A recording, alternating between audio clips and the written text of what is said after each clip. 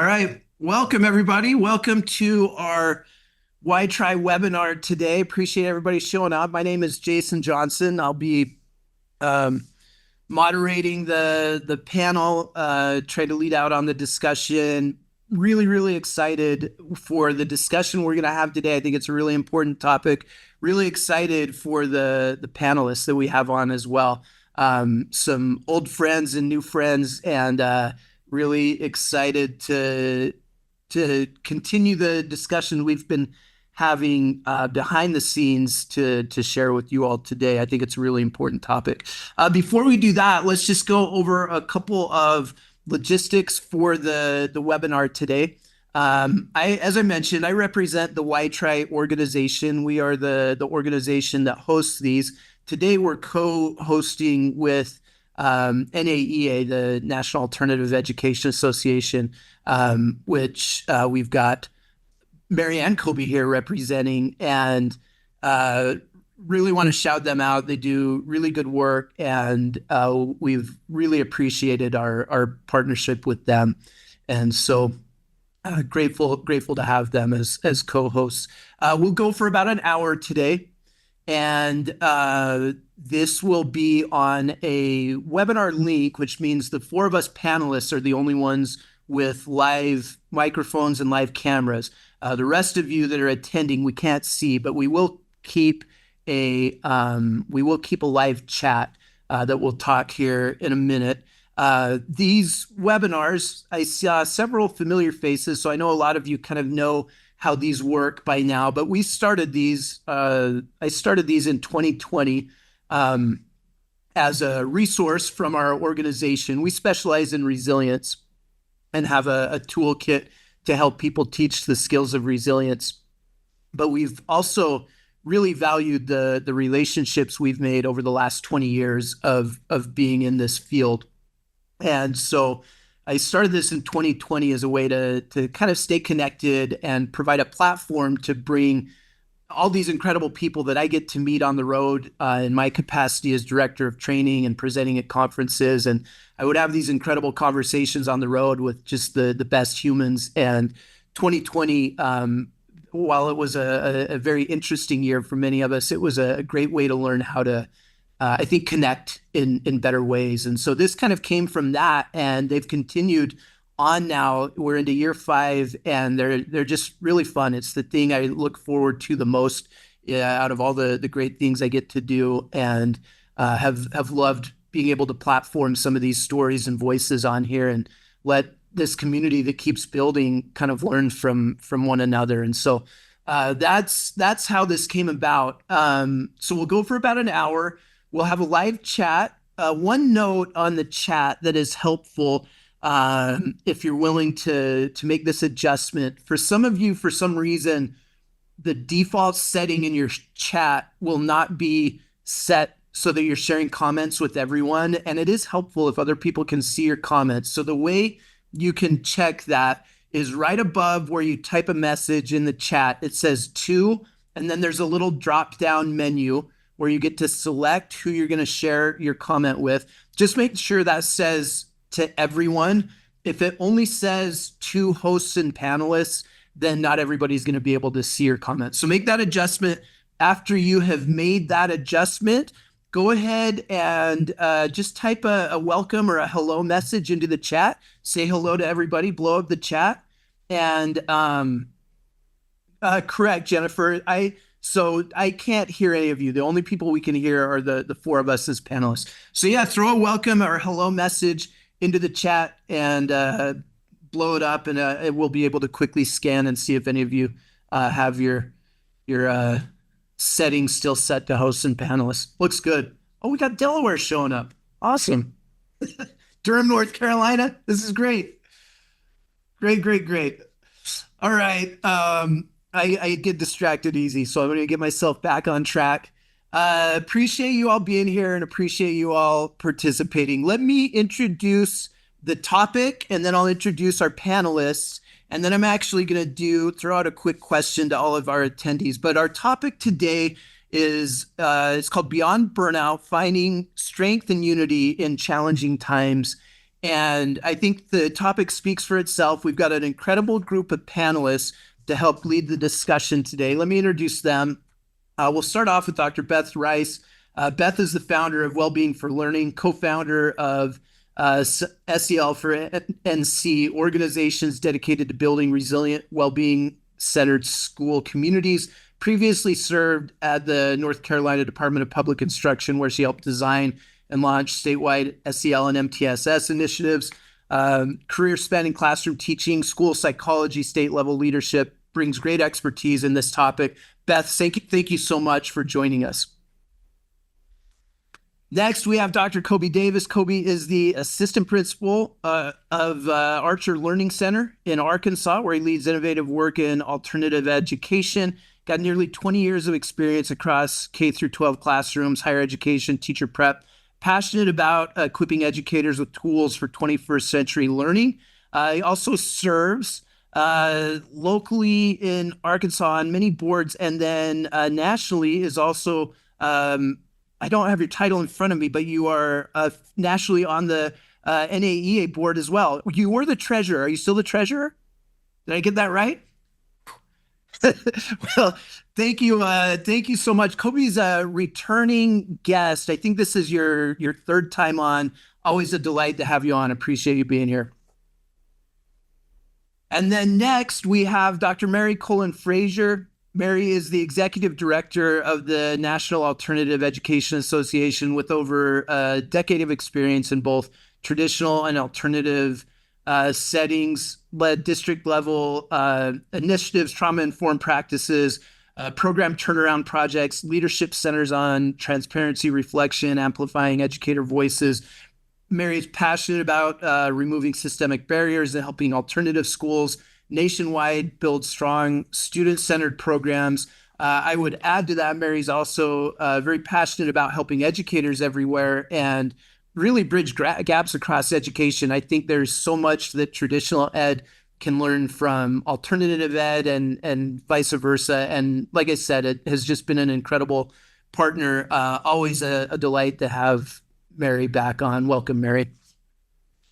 And then I'm Jason Johnson. I'm the director of training for the YTRI organization, and I get the opportunity to train and to present at conferences and lead out on these webinars on our YTRI model of resilience. My background is I worked as a school psychologist in the state of Utah, in the largest school district in my home state, before coming over to do this about 10 years ago. Been doing this for about 10 years. I love the opportunity I get to work with educators and mental health professionals throughout the country. So that is what's going to start us off. So today I want to mix things up a little bit.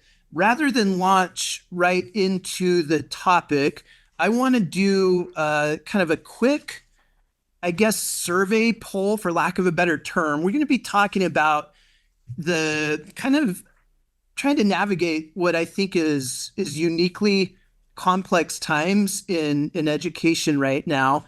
And I want to get a feel for some of the things you all as attendees are facing right now. So to do that, I'm going to put up 2 questions and ask you to respond in the chat how you what your initial reactions are to these. Let me pull up my questions. And I think your responses will platform us nicely into the discussion that I want to have. So first question will be this.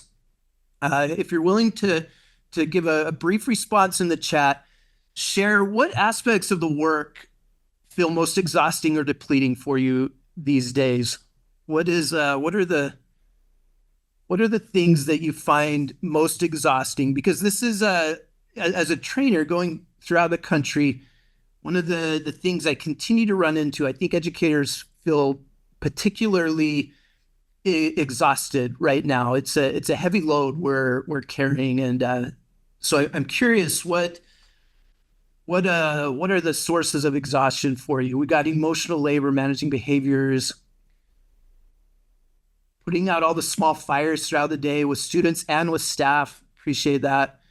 Yeah, lots of negativity. challenging families, sometimes wondering if we don't see the progress, then we start to wonder if the progress is happening. Education has unfortunately become very, very politicized.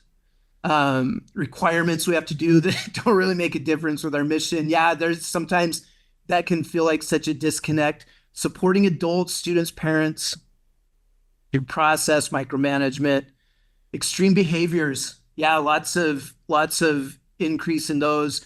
An increasingly litigious environment for sure.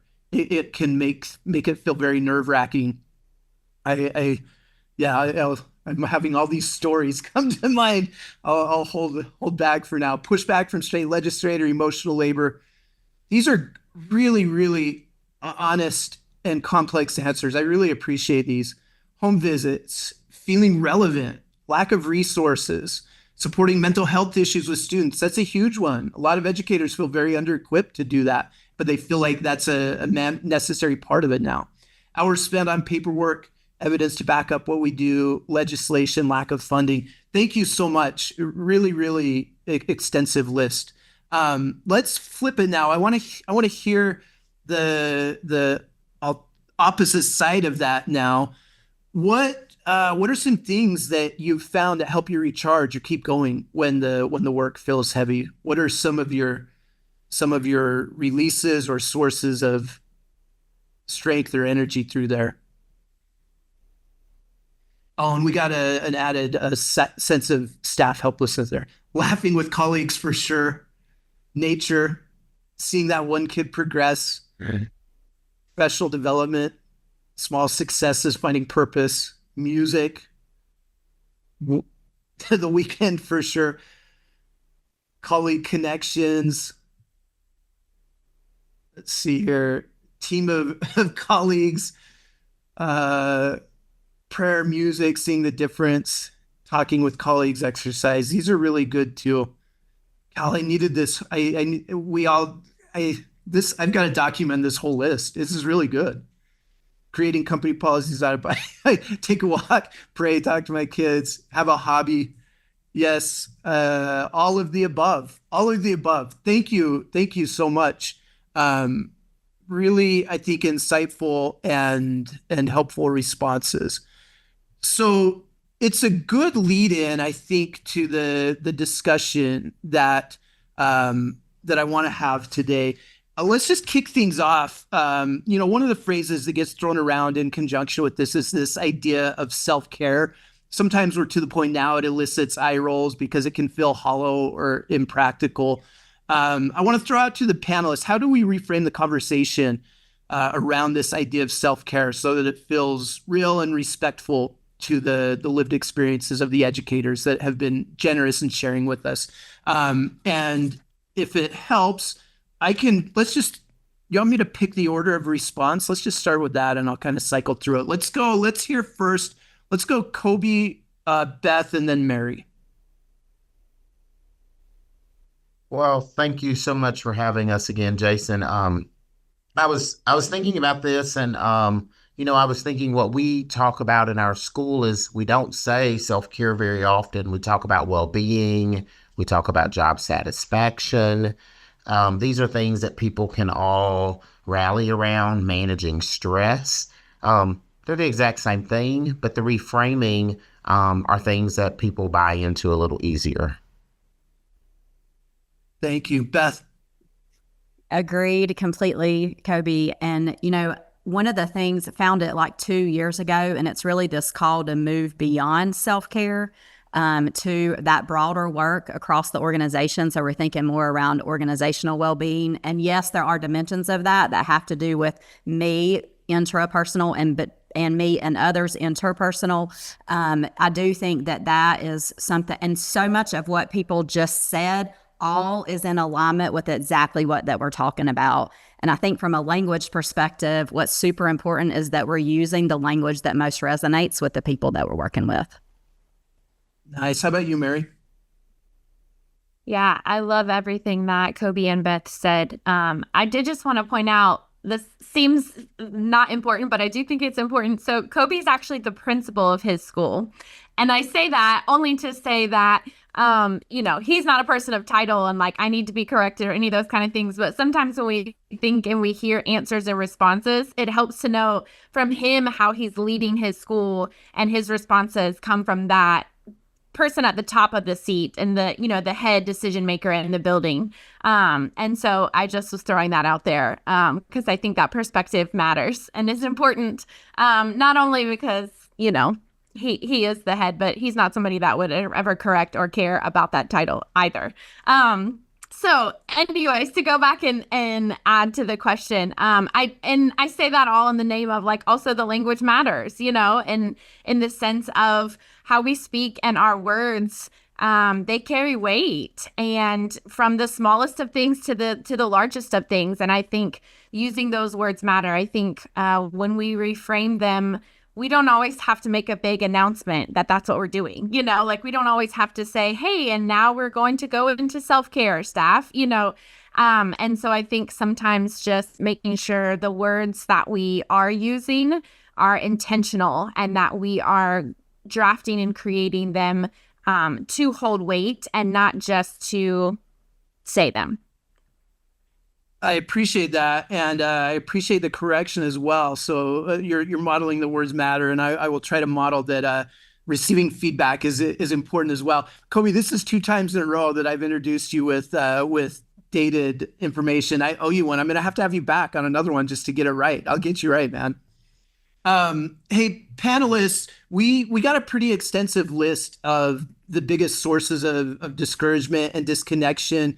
I know you all have slightly different perspectives due to your experience and your current position, but is there anything you would add to the list that you're hearing from people as you go out and work with the different groups that you serve? Anything we need to add, or did we get a pretty extensive list there? And I'll just throw that kind of open. If any of you have any you want to add, feel free to unmute and add it. I actually just read a statistic the other day that educators are paid 73 cents on the dollar of people with like degrees. I still think pay is a big discourager for our profession. I think that people realize that they work really hard and are not appreciated for the work that they put in. And so that was the only thing I didn't notice. And I mean, that's because teachers know that they're not going to get paid, so we don't talk about it very much, but it is a discouragement. It is something that causes additional stress when teachers have to work second jobs so that they can make ends meet because they're devoting their lives to something that they're passionate about. And so I think pay was the one thing I did not see that I know is a big deal. Yeah. The thing that I was just thinking about is first of all, completely agree, Kobe, and it should not be like this. It is like this. And I think we need to be a part of the solution and certainly using our voice and advocating for all the skills that we bring to situations. And yes, we should have opportunities in terms of career development progression, and we should be compensated adequately for the contribution that we're making. One of the things too, so in my little intro, I also led alternative ed for 2 years in North Carolina, which is how I got connected with Mary. And one of the things we really heard from that audience in particular, which is part of why I think it's so important that we're thinking about our alternative educators, is that they felt really disconnected and isolated in a lot of what was being provided, say like in the district. And a lot of times they didn't really have other people to collaborate with. And I know from talking to Mary, we also did a lot of work with Georgia and their state association. Like that was not uncommon. So I think as we're thinking about this work, like a key antidote to all of that is really making sure that we're creating these spaces where we're connecting with people. Like we need to know how you are, right? We need to know what you need next. And then we as leaders need to have the emotional intelligence to really be able to listen to that and put it all together and make sense of it. So that was just the other thing. I just really wanted to center those voices and some of what we heard. And there is incredible innovation coming out of our alternative schools and programs. I love it. And I think it aligns really nicely with just a direct connect to the responses we got on what sources of support are for them and the value. There, it was such a consistent through line of connection being that consistent piece of support. So let's maybe head in that direction a little bit. I think traditionally, maybe part of what elicits eye rolls or makes the topic of self-care or avoiding burnout feel a little patronizing sometimes is I think it can feel a lot like the burden is placed solely on the individual educator. And I'm just curious if you have any thoughts on what we can do to shift that from being an isolated practice to something that's a little better supported and reinforced within our school and district culture. And maybe in conjunction with that, what would it look like to kind of center the educator voices towards solutions in this? Let's go. Let's start with Beth. Let's go Beth, Mary, and then Kobe. So one thing I think as we're thinking about this and centering the voice, and I'm going to drop a couple of just words in the chat window, because I think when we're talking about this is not anything that anyone would not agree with, right? Like we feel whole when we feel safe, seen, balanced, supported, and challenged. And there are a couple of statistics that are there. Teachers have strong well-being when they experience being valued and respected as leaders, are deeply engaged in their work, find meaning and purpose in their work, feel successful, have their personal and non-work needs met, manage their emotions and well-being, and experience a positive, supportive environment. Like, I think as we're thinking about this topic and the role of connection and centering educator voice, I don't think we're asking for anything that anyone wouldn't be asking for. We are not going and asking for too much, especially when we put all of this in the context. And I think as we think about like working conditions and the role of autonomy and voice in this, like we've got to be creating these spaces where we feel safe to say what we're thinking, to say how we're feeling, to say if we feel like we can or cannot show up in this space. And that is going to be really, really important as we continue in this conversation. And I want to drop one other link really quick because it's this beautiful work out of Washington, D.C. It's in a one-pager, but it kind of frames exactly what I'm talking about. Is that okay? One more link? Yeah, absolutely. Please. Beth is like a wealth of resources. I feel like anytime I talk to her, she's like, here, I've got an article for that, or here, I've got a link for that, which I love. It's so helpful. I'm a person that loves those things. But I think that, it's daunting when you see all those responses come on the side of like all these problems that we're not going to leave this webinar and fix a single one of them. Like in reality, we're going to have these conversations and you're going to go back and all of those problems are still going to be there. And I think that that's really hard and challenging for those of us leaders, which would probably be everybody because we're problem solvers. We want to solve the problem, And so to know that like all of these are still going to be existing for all of you is overwhelming. It is just, it feels polar opposite of what I'm supposed to do as a leader. And so, but I think that those things can paralyze us from actually trying to make small, actionable movements in a right direction. I think because we have so much fear going on in our country right now, I think that is easy for us to get in spaces where we do not gather, where we do not connect, because the fear drives that. And I think that we are going to have to really work exponentially harder than we ever have had in the past to gather and connect with each other.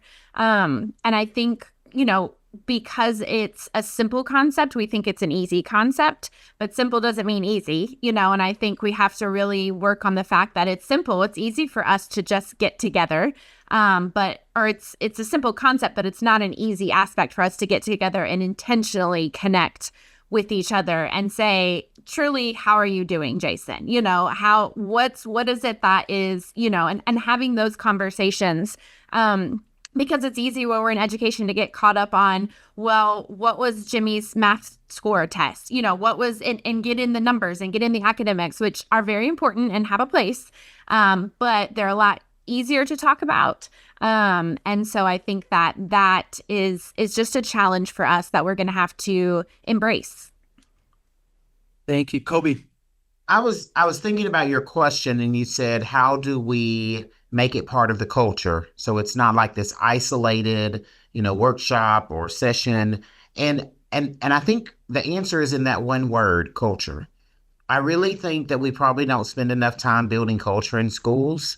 And I'll be honest, It is not my strength. However, what is my strength is when I hire people for my school, I am hiring friends. Like, I'm for real, hiring friends. I am interviewing them to say, like, hey, is this somebody I want to hang out with? Is this somebody that I really can enjoy time with? Because I'm going to spend a lot of clock hours with these people. And so, as I'm finding friends to come and work with me, I am building a team of people that I already like. I already want to be around. So in turn, it helps with culture because, hey, these are people who think like me. I ask them questions sometimes that seem completely random and off the wall because I want to know if I'm going to like them later. Because if I'm not going to like them later, it makes it really tough to work with those people and it makes it tough to build culture. So I really think that that's where the piece is. We as leaders have to make sure that we're building appropriate culture in our buildings because when the culture is good, then in turn, we're more comfortable talking about the things that we're dealing with. Somebody said in the post when you asked them one of the strategies to help with burnout, they said laughing. So me and one of my best friends who used to work together, we used to always say what was great about working together is that we could just laugh about the crazy stuff that we were dealing with. You know, somebody just was really ugly to you. Hey, he and I could get together and just laugh about it. You know, oh my goodness, this kid had a horrible day. We could laugh about it, not laughing at the kid. But you know what I mean? Like we could just enjoy the work we were doing and not even allow it to begin to burn you out. And so the culture is just huge. And I mean, it's like once the culture is good, all the other stuff starts working really well together. So, Amen. I'm writing notes down and even thinking back to the responses. I'm so glad we got the responses at the beginning because they've really made me thinking about things. And I was even intrigued, people talked about the value of professional development and things like that. And I think there's an additional value that kind of goes back to some of what you said, Mary, where, we go to conferences and there's the sessions that we attend there and we get good stuff out of those. They check certain boxes, but then there's the connection between the sessions as well that can really recharge our batteries and can go a long way. And I know for me, those have been really, really valuable. And I know that's a big push for you. I failed to mention at the beginning, but I know NAEA has their conference coming up here soon in New Orleans. Is that right? Yeah. Just a little plug for that. You can throw a link in the chat if you want. Yeah, I will drop a link. That would be awesome. We will be there in the Sheraton in New Orleans this year. Terrible city to have a conference. They've got awful food, awful music, entertainment. So we're dreading it, as you can tell. I'm so jealous that I'm not going to be there. Let's continue the lead in. I think we're going in a good direction. Let's shift over to practical strategies because burnout is real. Like I don't think the stats are that new to anybody at this point, but they're still striking when I hear them. Like depending on what stats you look at, it's something like roughly 60% of people that get into education don't make it to their fifth year in education. So burnout and turnover is real. It feels particularly heightened right now when I go out and do training. People bring a lot of real challenges into the room with them, and in addition to the all the stuff that they're trying to deal with within their classrooms and offices. Let's dig into practical strategies. What are some practical strategies or shifts that educators can apply to try to stay hopeful rather than just feeling like they're being asked to push through? Because I think it's maybe to circle back I'm gonna put Kobe on the spot again. Like that idea of just not even correcting when I announce the wrong, that's what we do. We show up, we know that we're going to deal with challenges, with problems, with hiccups, with bumps, and we just smile and keep moving forward, like directly into the fire, into the mess. And pushing through is a useful skill, but I think when we do that without good practical strategies around it, that's the formula for burnout. Because at some point we're giving more than we're getting back put back into us to recharge. So I'd love to dig into a couple rounds of practical strategies, if we could. Maybe what if we started with let's go Mary, Kobe, and then Beth. Yeah, I think that first and foremost, I'll say therapy. Like, can we normalize lots and lots of therapy? I feel like any strategy I get, it comes from my therapist, and so a lot of I think something that I attempt to do is frame my expectations. And I think that that's challenging right now when we talk about the nature and the climate of education. But I think that if I can work on truly framing my expectations in the smallest of ways, conversations that I'm having, in development that I'm attempting to have with a program, with an initiative, framing those expectations and naming what success looks like in that, I think that if I expect success to look the exact same way for my students as it did before COVID, I'm going to be disappointed time and time again, because we know the impacts of COVID are insane. And so I think when we can truly frame and reframe those expectations, what we are actually asking, what we are looking for from our students to our staff, and being, our Auntie B says clear is kind, Brene Brown says clear is kind. And so how can we be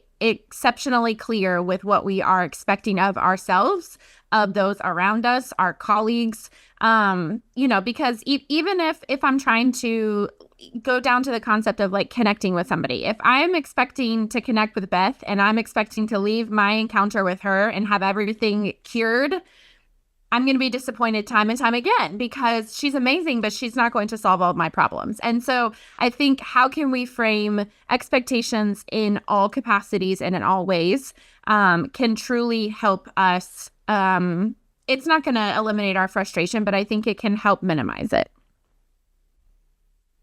Amen. Kobe. Yeah, the first thing I was thinking about is just how important it is for us individually to choose where we're going to put our energy.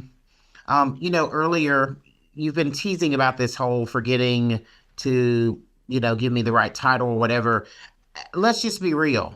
That's not energy that's worth my time. I mean, and that's part of why it's ignored, is because it's just not worth my time. And I think that sometimes we struggle a lot because we don't know where to put our energy. There's really no reason for me to fight politics. They're what they are. That's not the place to put my energy. And so I think about Ken Williams and the work he did with Solution Tree, and he talks about remembering that kids are first. Teachers are a close second, but they are second. Kids are first. And so if I can frame my thinking through this idea of kids being first in everything that I do, there's a lot of solutions that I really have a lot of power in helping us get there, because I'm working on what I can actually impact. I think a lot of times our frustrations come into that we are trying to impact things that we have no control over whatsoever. And so that's part of one of the strategies, is realizing what's real, what can I truly impact? And, I looked at some different things, and therapy was on the list for sure. But once again, I'll be honest, all my things kind of go back to how we try to build culture in our school, because if you've got the right people working with you, in many ways, they become your therapist.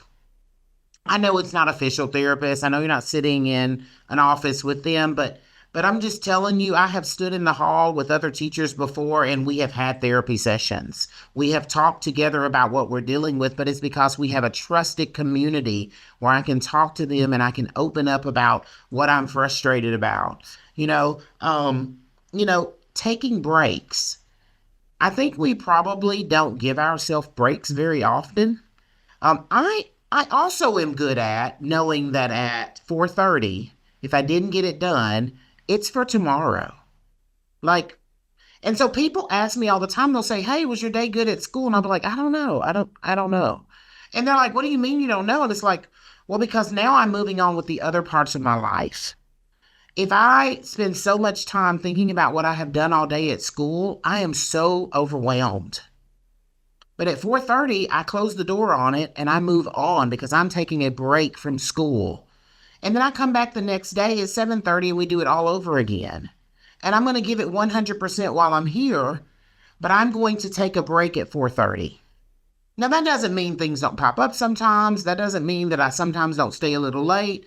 But I really want to be able to give myself the freedom to enjoy all the other aspects of my life. And so taking a break is huge. The other thing I wrote down, and it's the last thing I'll say, is just really making sure that we spend time doing the things that we love the most or with the ones we love the most. And I think sometimes teachers, and I mean, earlier this year, my counselor was just working around the clock. And her husband was getting frustrated with her. And so she's stressed. And I'm in her office and she's about to start crying because she's like so overworked. And I was like, what are you doing? Do you know when this is all said and done, nobody's going to look back and go, I'm so glad you gave up every waking hour for this school. Like, nobody's going to remember that. Now, I'm not saying that we don't dedicate our lives to our work. But we definitely have to have boundaries and spend time with people we love and the things that we love. And so I think that's a strategy. So those are maybe the 4 things that I would say is, maybe I go back and re-say them again, is making sure that you are thoughtful about where you put your energy, realizing what your capacity truly is, taking breaks, and spending time with people that you love. Really good. Thank you. Beth, what you got? Yeah, important distinction there in terms of quality of life and thinking about professional and personal. And it's so important. And I can identify with some also what people are sharing in the chat window. So I'm curious how many of you are involved with either leading or facilitating meetings or leading or facilitating training. And you can just put yes in the chat window.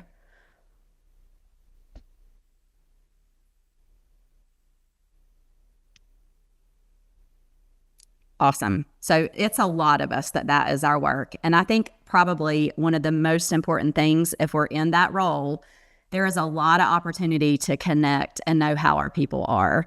And if I go into a meeting or I go into a training and I have this full agenda and I'm not pausing at the offset to connect with people, then I'm probably wasting some time, because some people have not grounded in this moment with me. They are not psychologically ready. Their brain is not ready. We know neuroscience. We are not ready to learn yet. And we would do this for kids, but we need to be doing it for adults. We have to help adults also to regulate. So the biggest thing that in terms of a practical strategy that I've used since 2019 when I learned about it is the 3 signature practices. And that's some type of opening, inclusive activity where we're connecting with the people in the room. It's like what Jason did today with this prompt. It gave all of us some perspective where you were entering. So it's huge for the people that are training or talking or leading, because it's an opportunity to connect. And then we don't need to be sitting for really long and not moving or doing some type of activity, right? So, like the chunk and chew, we're getting new information for just a little bit, but then we're doing something with it, processing it. So that's the engaging strategies or pedagogy. It's not doing anybody any good if I don't have a moment to process and connect it, right, to file it in my brain. And then the third of the strategies is really that optimistic closure. So that's where we're wrapping things up. We're being helping to connect with one another again, bringing hope and optimism. And we know that also is really, really important for us right now psychologically. And that's a motivation for helping us. So I think just something really simple in terms of practical strategies for all of us that do have that opportunity to create meetings, to create trainings, and then all of us that find ourselves in meetings and trainings, speak up, use your voice, let people know how you are. The other thing is that when we do that and we show that bravery, that courage, it paves the way for other people to do it. And you don't know how many people are dealing with really, really hard things. until we start to create some of that space. There are so many more of us that have common challenges, and there's never a space for us to talk about that. So I think that's huge. It also goes back to what Kobe was talking about, and that culture and that sense of psychological safety. We know a lot more about that now, and it's super, super important for our schools moving forward. So good. I'm taking notes. By the way, if this is being recorded, I know some people have asked for Kobe's list of 4, and I'm certain people will ask for Beth's list of 3 and Mary's list as well. It is being recorded, but if any of the panelists have them easy that they can copy and paste, I know it'll be appreciated. And if you'll indulge me, I'll throw my own tip in here. I've noticed kind of a through line. I've heard all 3 of the panelists offer some recommendation of like reframing. How can we reframe? There's the one half that's radical acceptance. I'm going to radically accept this situation or this circumstance that I'm dealing with. I can't change it. But the way we move forward oftentimes is a result of our ability to reframe. I'm just going to share with you this is a thing. We teach this to kids, but I get a lot of good feedback from adults. So I thought it might be a helpful way to share with you. This is a really effective, simple tool that we can reframe for. So I'm going to do an activity with you here. So I'm going to put up a paragraph on the screen here, and I'm going to give you 15 seconds to read it. And at the end, while you read it, I want you to count the number of F's that are in the paragraph. F as in Frank. So read the paragraph, count the number of F's, F as in Frank, then keep your answer to yourself until I tell you what to do. I'm going to only give you 15 seconds to read and count. So on your marks, get set, go.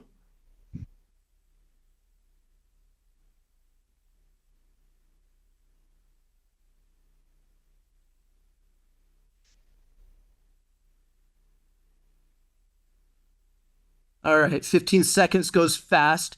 Here's what I want you to do. I'm going to count to 3. When I say go, I want everybody to type their answer into the chat. So we're going to go 1, 2, 3, go. we got a little bit of a problem here. And this is very common, right? This is very typical in our buildings. All of us had the same thing in front of us. All of us experienced it very differently. And we have answers ranging from 2 all the way to, it looks like 2 to 7 is the range. And so the problem is we all approach things, we all have our own experience, we may have different distractions, and it creates this variance in how we experience and are currently framing a thing. So I'm going to try to get us all on the same page, do a little magic trick here. And I think I can do it like in less than 1 second. By the way, if you answered 7, give yourself a round of applause. Boom. And just like that, in 1 second, everybody that didn't see 7 the first time, their brain has now flipped, and we're now looking at it differently. And there's a lot of reasons why. We can process through. The ofs are always tricky phonetically. They make a V sound. The F is at the end. Those of us that went to college were trained to just skim past the ofs. It's not an important word, right? And there's lots of parallels to within our work. But the accompanying piece, the tool I'll share with you with this is this simple mental strategy that many of us just witnessed our brains do. And it's this idea of flipping the switch. And if you think about a switch, like a light switch, you turn it on, you turn it off, the lights go on, the lights go off. There's a switch in our brain that allows us to reframe as well. And it can be triggered just with the simple verbal cue, like saying to myself, Johnson, you got to flip the switch right now on this. I've got to approach this thing different. And so I'm going very fast because I want to make sure to get back to our panelists, but there is a simple process we can approach. It's very effective with kids, but this is pretty effective with grownups as well. I use this all the time. And first of all, I have to recognize that my brain does have the capacity to change very quickly on the spot how it's viewing something. We just experienced it. Every one of you that didn't see 7, literally within a matter of seconds, your brain switched when you went back and looked at it again, was able to view it differently the second time. When we flip the switch and turn the light on, it allows us to see more clearly. We can recognize, hey, maybe there's a problem with this whole interaction that I've got to reconsider. Then we can ask ourselves the flip the switch question. How could I use this to better my circumstance or create a more productive outcome? Pay attention to how we feel, and then recognize that this is something we have to do constantly. I had days as a school psych, when I have a kid yelling the F word in my face, or a kid taking a swing at me, or an awkward interaction with a parent or a colleague that I'm not seeing eye to eye with, where I'm having to flip the switch constantly.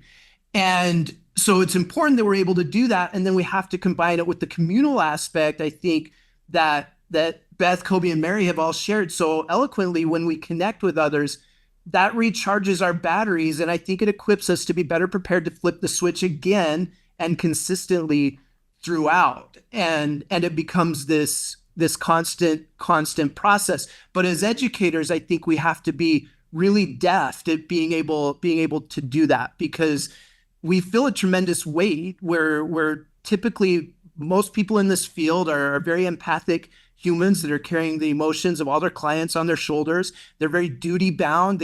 Most of us feel called to this in certain capacity. And when we're duty bound and feel like this is a calling of sort, it causes us to push through and carry a lot, and we put the smile on our face, but it does take a toll. It's exhausting. So these conversations are so important.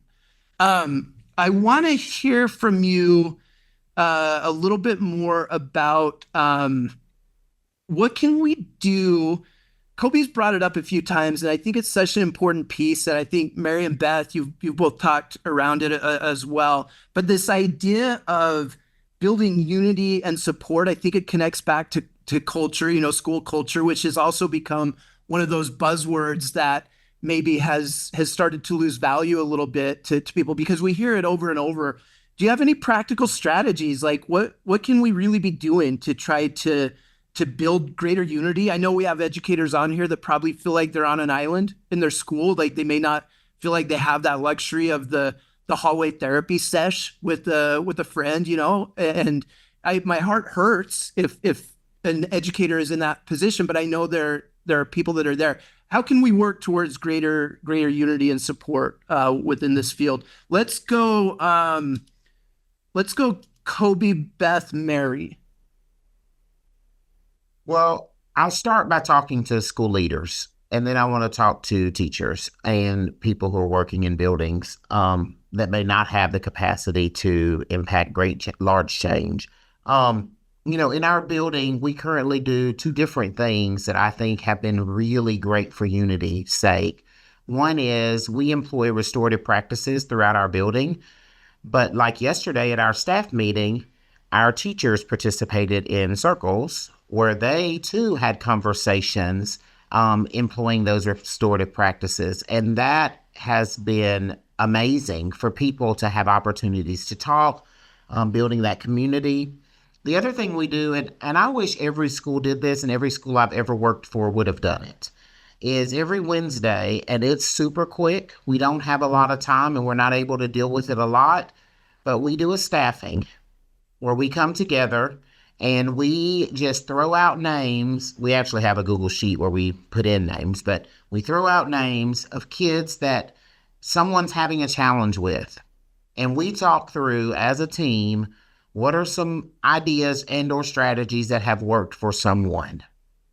I mean, that has been so empowering, because it's like there's a kid and we are in our individual spaces and we don't know how to deal with these kids. And so I think as a leader, if you can provide opportunities for your staff to talk about things, and if you can give them time to talk about real feelings with either staffing and restorative practices, I think that's great. And if you don't have the capacity as the leader and you are having to do this yourself, I think that still can be created as a teacher. I know it's harder, but I can go next door and talk to the teacher and just say, like, hey, what did you do and how did you handle this? Or find other teachers that are dealing with similar things. And it takes effort. But you also can sit down with your administrator and say, have you thought about? Would you be interested in? Would you be okay if I led? Could I step up and take on this charge of really providing opportunities? And I think that's where unity comes. Unity just, it really comes in talking. And somebody said in the comments earlier, which was so smart, don't be afraid to be the first one. Don't be afraid to start it. Don't be afraid to get it going. And that's hard, I know, but if you're not afraid to get it going, you may be able to create something really amazing. Love it. Thank you. Beth.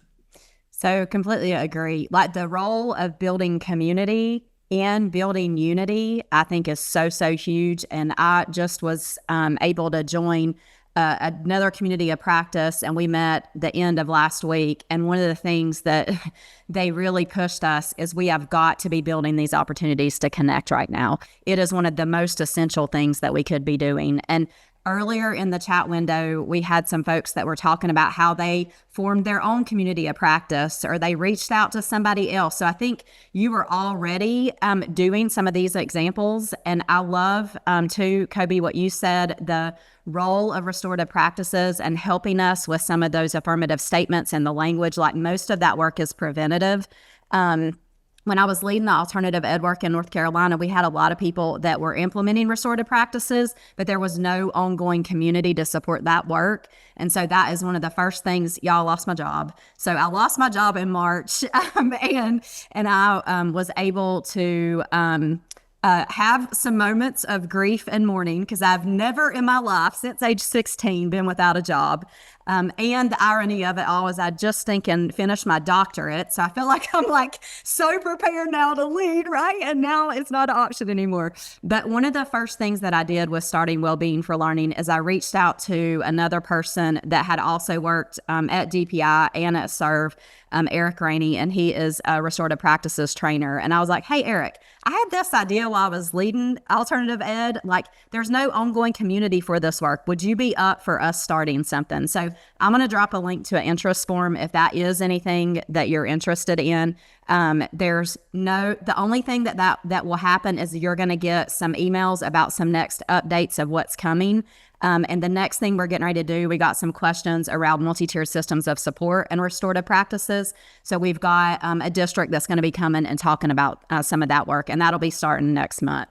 So we'll connect you with some of those. But I just think, like, be the first. Right now is super important to be building community and connecting with others. And Jason, I'll also send you some 3 signature practices resources after this, and you can see if you think it'll resonate. But they were created by one of our school districts here in North Carolina, and they're fantastic because everything's laid out and scripted for you to be able to take and lead. And there's even a vulnerability index if you're new to this. Yeah, I'm certain it will. And I've done this long enough in all 50 states to know that North Carolina has long been one of the leaders as far as innovative practices go. So I'm always intrigued to see what they're developing there. So yes, thank you. Mary, how about you?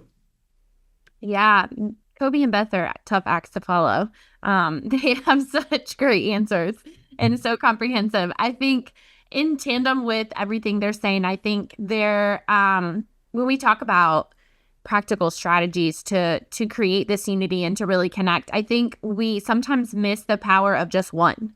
That there is power in just having a one person that you can laugh with in the hallway, that you can connect with, and that, it starts there. And I think that combined with some of the most amazing leaders I've ever met don't actually have a title of anything in leadership. And so I think that we sometimes will be dismissive of ourselves even because we don't have a title that matches X, Y, or Z. We are not the one that leads the professional development in the building. And so I'm not going to contribute to the professional development in our building. But some of the most amazing and impactful PDs that I've been a part of have been from the classroom teachers. I heard some of the most amazing sentiments about a student one time from the cafeteria lady.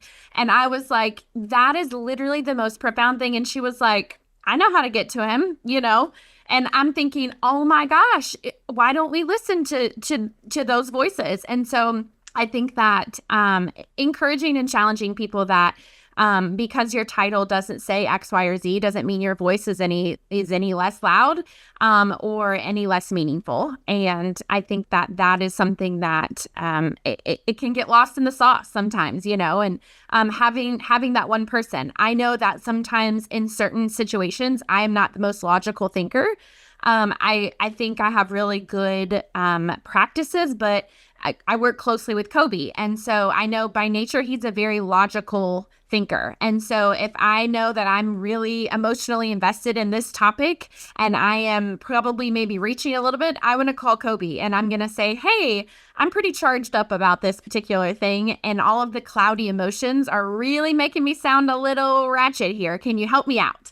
And so I don't have a lot of people, but I have one person that I can call and I can say, hey, I need you to help remove some of these clouds because they're really big right now. And I need to logically think through this. And so those are my two pieces. I love it. And I think it illustrates how we can be kind of creative with our networking as well. And I'm hoping this is partially what comes from some of these webinars as well, is that people can connect. And I know people have connected through them, but I mean, Kobe's not even in the same state as you. So it's not like you're reaching out to somebody in your district. That's a interstate call that's useful. And, you know, Mary, you've been the same support for me. In time zones. We're different time zones. Yes. But we have unlimited minutes now. You don't have to use the calling card, right? Yeah. Just to reiterate, I'm so glad you brought up restorative practices. That's been a very interesting theme throughout this whole year. And I think what it tells me, I think for years, we've been really good as educators of being able to pinpoint what our kids need. And we come up with these great models of what's going to work for our kids. But I think we historically have struggled a little bit applying the same best practices that we know work for our kids to us as the grownups. And I love hearing that, Kobe, that you're having the grownups participate, which is how restorative circles are supposed to be done. But look into it. Check out the links that have been shared. We've got a couple. We've done at least 3 webinars this year, just in 2025, that have very organically revolved around the restorative model. And part of the real value in that is in the support and the listening and the voice that it gives to educators, so that you don't just have to vent it out with somebody, that there's actually a model for communication and restoration through these challenges that routinely plague us. And then just a reminder, you know, the other thing I think that's really stuck out to me from the discussion today is that we do all have this tendency to kind of grin and bear it. And it's how we get stuff done and we show up. And, you know, the story I always told myself was, and I still stand by it, but it's that what the kids are going through and the kids' needs are more important than mine, you know. And it's like being a parent, as anybody that has their own kids, you know, you sacrifice your own discomfort in favor of taking care of your kids. And we all have these huge families of kids, but at some point we do have to recharge ourselves. And so I think there's real value from leadership, but from all of us just in listening as well. Like all of our colleagues that show up and smile, it's okay to check in and say, hey, how you doing? How you holding up? This is strange times in education. And, you know, hopefully we have some safe people to do that with. Are you all panelists okay if we go over just a couple minutes? I want to address one more question that I think is important. It's this idea of purpose. I think a lot of what happens when things get politicized, when things start feeling different than it was when we started, is the risk with that is it can separate us from our purpose. Like most of us got into this field with a very specific purpose. And I think we roughly knew what our purpose was. And I think there's a trend right now, at least my impression as I interact with educators throughout the country. I think a lot of people feel separated from their purpose. Like I wasn't expecting or planning on having to deal with this thing now that occupies a big part of my day. Do you have any thoughts on how we can help educators reconnect to our purpose, and especially during difficult times? Because I think it's one of the biggest risks when we become separated from our purpose, when it feels like all of the distractions separate us from our purpose, it becomes too exhausting. And that's where burnout, turnover, attrition starts to happen. So that's the big question that I wanna end on. Let's go with Beth, Mary, Kobe. Well, I did share that I lost my job, and that was really hard. I loved the work, and in particular, I was most excited. We were going to be doing a national workforce development center, and our focus was educator wellbeing. So I know what we're talking about today is a huge need, and it's a need across our nation. It's not isolated to the folks that are here. And the very first thing I did after I lost my job is I took time to reground in my purpose. Jason, so much of what you just said, like I went into education as a calling. While what my experiences initially and kind of what really motivated me, it has shifted. That overall purpose has stayed the same. And so there are some great tools out there, like where you can go through and think about what are your values, and you get it to 10, and then you get it to 5, and then you get it to 3, right? And like that was the process I went through to start also this, what will be in the future, a large organization. We're not there yet, but I think that it's so, so important. And I think we can still stand in that. Like still stand in what is our purpose, reground in what that our values are, and then thinking through how do I live that out now? So if it is something that you feel like you cannot meet that calling in your profession right now, are there other ways that you can still meet that calling? And I think that is super, super important for keeping us moving forward right now, instead of like retreating in despair. And I am going to drop another article, and it's from Parker Palmer. And if any of y'all follow that Greater Good Science Center out of Berkeley, it's incredible.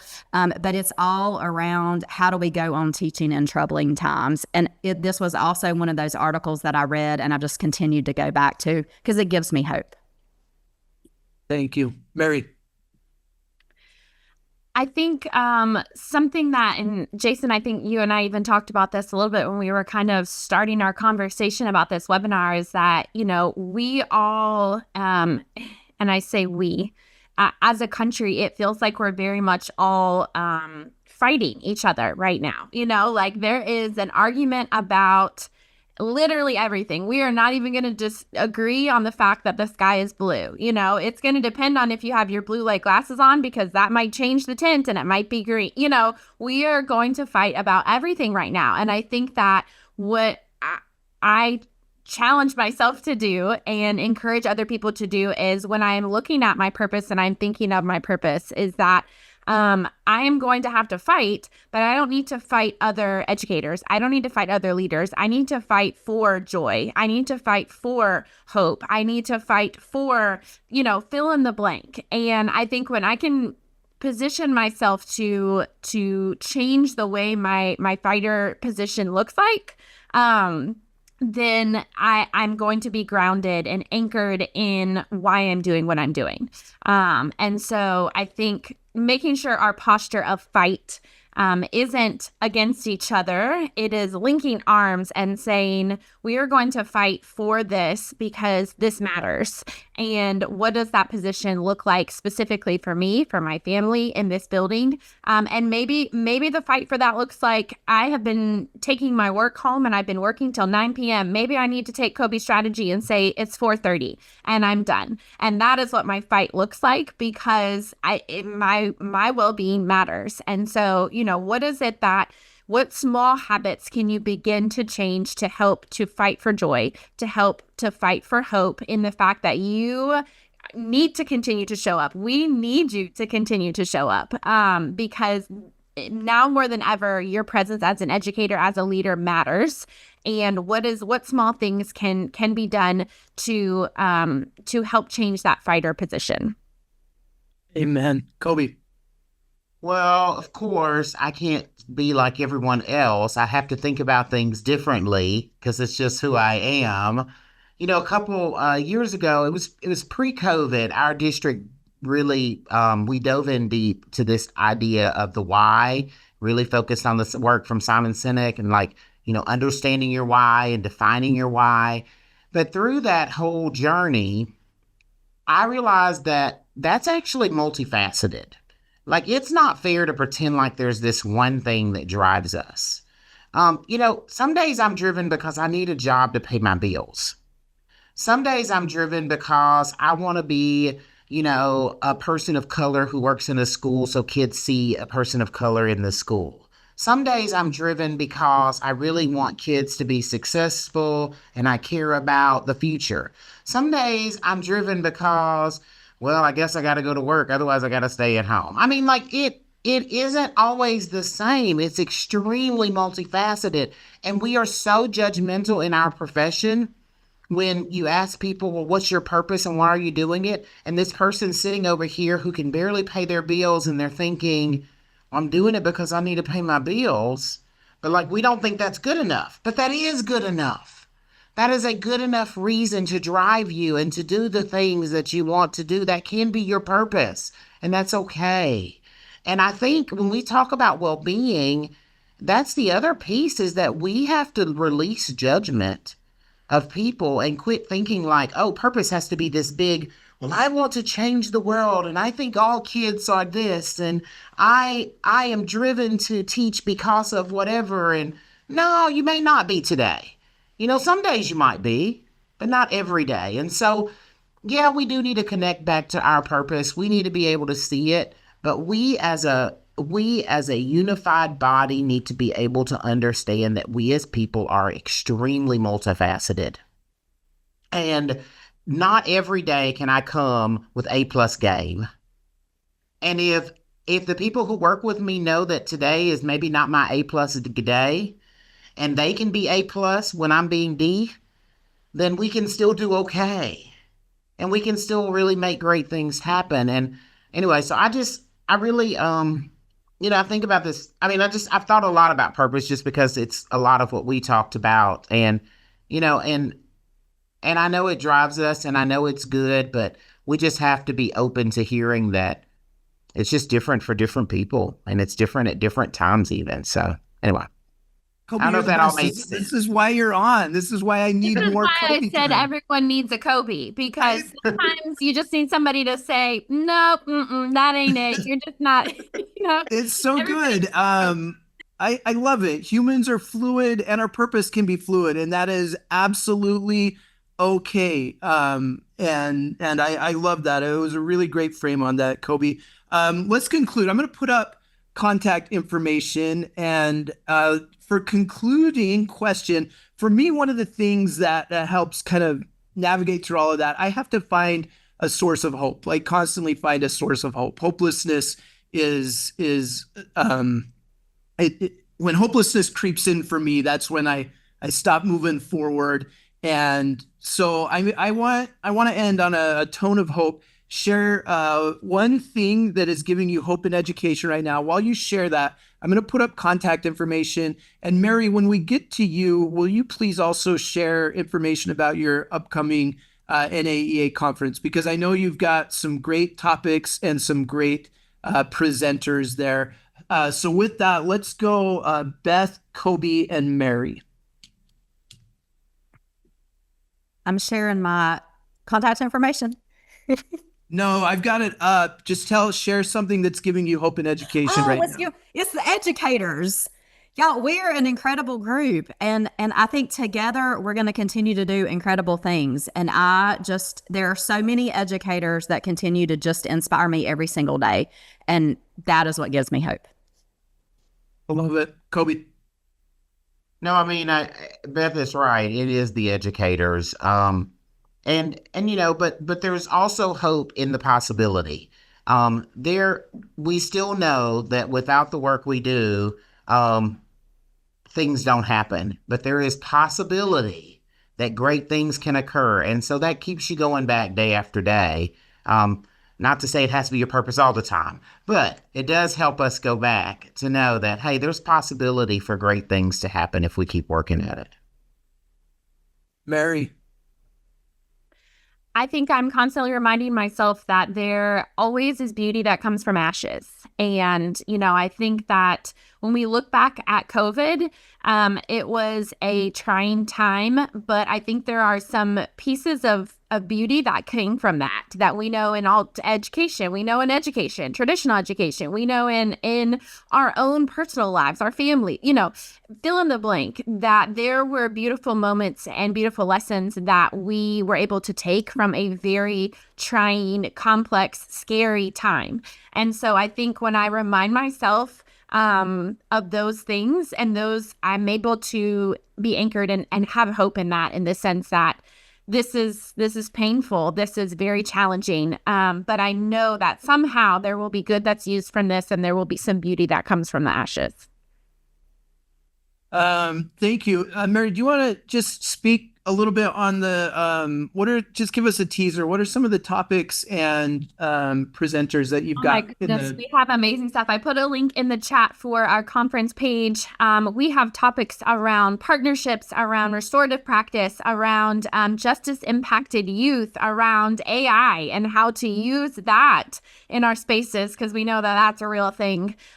We have amazing vendors that are going to be there. We have a group that's bringing a whole horticultural plant, and they've drafted a whole curriculum on how to grow your own lettuce and it be part and aligned with science standards. It's the most innovative, out of the box things I've ever seen. We have a group that's coming to present on how to do a cell phone fix-it trade that is now coming out. And so they are coming to help train people on how to bring this program to your building, so your students can leave graduated with the ability to fix technology and cell phones. It's amazing. It is inventive. And so we will be in New Orleans, October 6th through 8th. If you just are looking for, a place to spend $650, we would love it for you to join us. So good. Mary knows the coolest people and always gets the best. She's connected me with just some incredible humans over the years.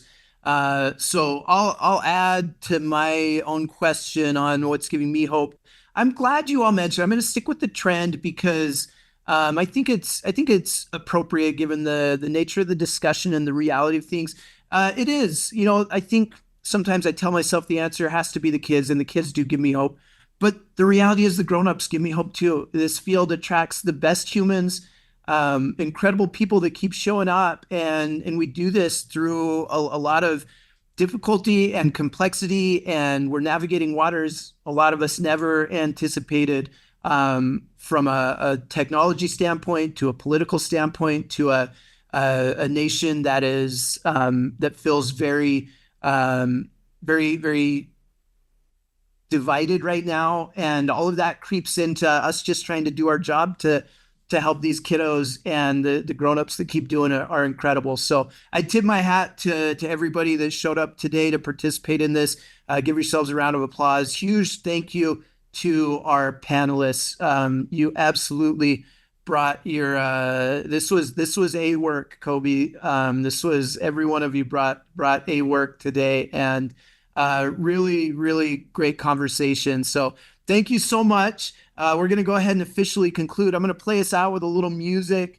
Mary, Kobe, and Beth, you're welcome to stick around and peruse the chat if you'd like. Otherwise, thank you so much. We'll be doing some more of these. We'll announce some of our upcoming ones in the next little bit. Thank you, everybody. Awesome job.